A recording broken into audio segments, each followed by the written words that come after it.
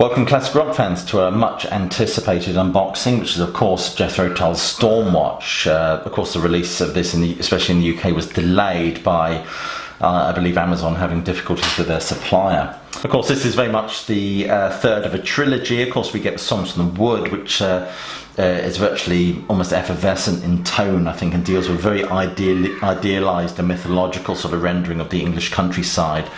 Heavy Horses, of course, has this pathos and melancholy to it. It reads like a Thomas Hardy novel. It very much reminds me of a Thomas Hardy novel in many respects, with a sort of burgeoning sort of changes in the landscape and the sort of industry, what Hardy would call the ache of modernism. Then this one, which is much darker in tone and looks at the impact on our sort of ecosystem, some other sort of man-made structures and the goings on, so to speak, and it's sort of reflected in the very dark, sort of ominous cover and the sort of red writing. It's fabulous, and these editions are really, really good quality. It's even before listening to it, I imagine Stephen Wilson has done a fabulous job. So, of course, there's the cover. Let's look at the lovely spine. And there's the famous rear with Winnie the Pooh on the back there. So 4 CD and 2 DVD set. These always come with a wonderful, wonderful booklet. Disc 1 is the original album. Disc 2, associated recordings, crossword, Dark Ages, early version, which would be interesting. Kelpie, Dunringhill, early version. Stitch in Time, A Single Man, Broadwood Bazaar, King Henry's Madrigal, theme from mainstream, I think it was Orion, full-length version. Urban Apocalypse, the Lyricon Blues, instrumental, I don't know if I've said that correctly, forgive me if I haven't. The Man of God, rock instrumental, Unfinished Master, Sweet Dream Fanfare, and Sweet Dream Live. Disc 3 is interesting. It's live, of course, from the Netherlands in 1980. I think by 1980, I think it's fair to say that Dave Pegg was playing bass full time for them at this time. And for the live set, you've got Dark Ages, Home, Orion, Dunringhill, Elegy, Old Ghost, lots of stuff from this album. Something's on the Move, Aqualung, Peggy's Pub, Jack in the Green, King Henry's Madrigal, Heavy Horses, and Disc 3. Disc 4, it's still the same concert, flute solo, God Rest You Merry Gentlemen, keyboard duo, Songs from the Wood, Hunting Girl, James O'Donnell, Thick as a Brick, Too Old to Rock and Roll, Too Young to Die, Cross-Eyed Mary, guitar solo, Miss from the Gallery, Locomotive of Breath, and The Damn Buses Marched. DVD 1 is audio only, DVD 2 audio only, which is all the stuff I've just mentioned in 96/24 LPCM stereo, and it's surround sound, I suspect, as well. So something there for everyone, isn't it? So turn it over. So first of all, again, the quality of this stuff is just great. It's just there's the let's take the discs out without actually damaging the packaging. That's the first disc. Stormwatch and associated recordings, and of course this is actually Stormwatch, which is the original Chrysalis label for the album, for the release of this album. Okay. So with no further ado, let's go through this book. Oh wait a minute, there's another disc there. What's that? That, I suspect, is DVD 1 audio only, with a wonderful, looks like a wonderful still from the Dunringhill promotional video.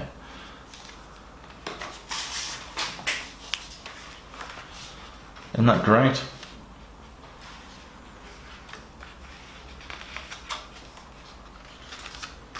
Mr. Anderson, as they might say in the Netherlands.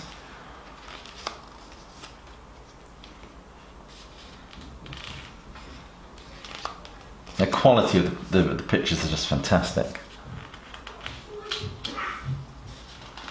There we go, Stitch in Time. Of course, Stitch in Time was on the 20th anniversary box set, if you remember buying that when it came out years ago.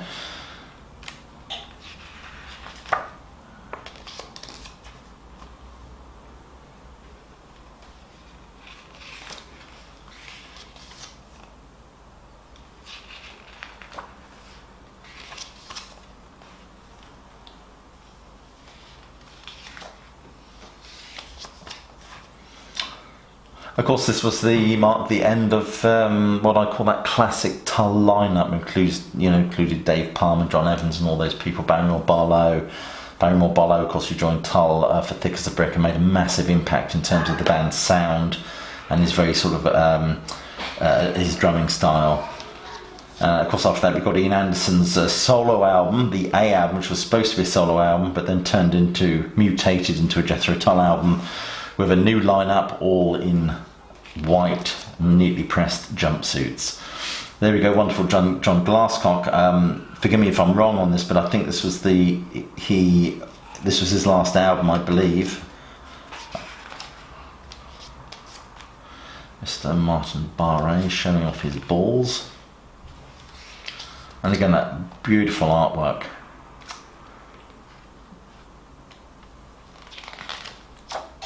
Tull certainly took a leap into the 80s with the A album. It had a almost minimalistic feel to it compared to these albums, which were quite luxurious sounding.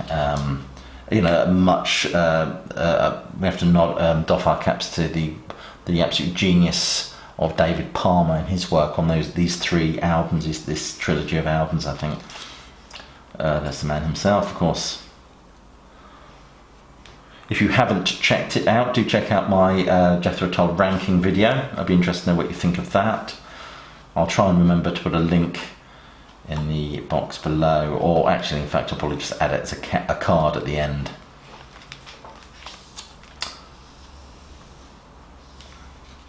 King Henry's Madrigal.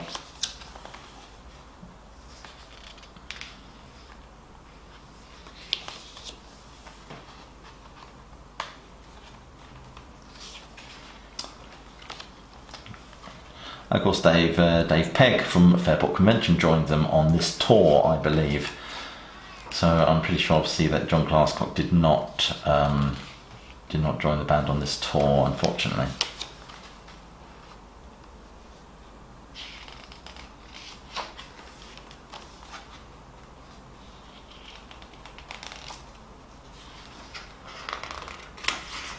Oops, there we go. Don't want to miss anything out. Lovely picture. I think there's quite a few people already have this. It was just Amazon, due to distribution issues or whatever, delayed the release of it. So a lot of us are infuriated Tull fans. So there's probably quite a few unboxing videos already on YouTube. So whether there'll be any appetite for mine, I don't know.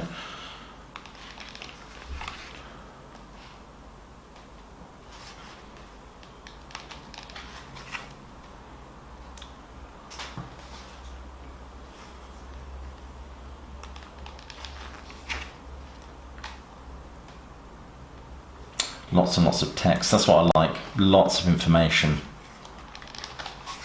Lots of good quality pictures as well. John Evans, Barrymore Barlow, Martin Barr, David Pegg, Ian Anderson and David Palmer. Or now D. Palmer, of course.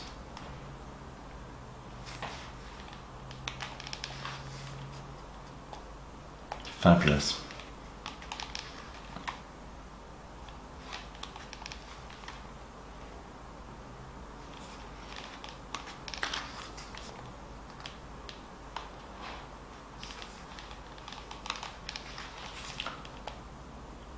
Tour dates and press clippings and gubbings like that.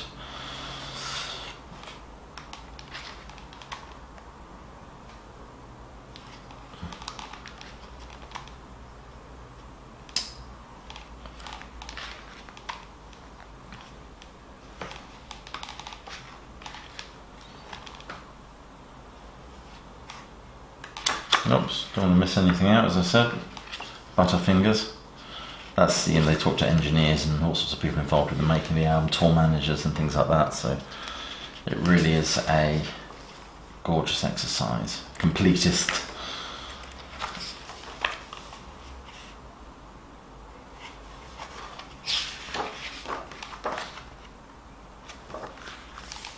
And finally we get the last disc, which I imagine will be DVD 2, should have been on here at least. That's DVD 2, of course, and more of the CDs. I can get them out without breaking anything.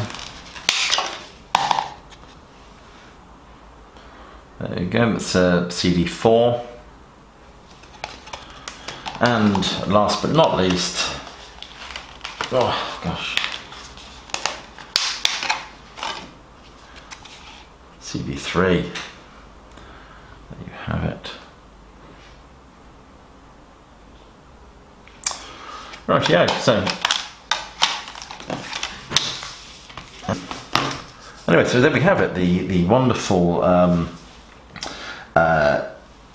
Jethro Tull Stormwatch, the 40th anniversary Force 10 edition. Anyway, I shall rush off and listen to that. Hope you enjoy yours. Thank you for watching. Please click like and subscribe. Share this video by all means, and more importantly, please do keep listening.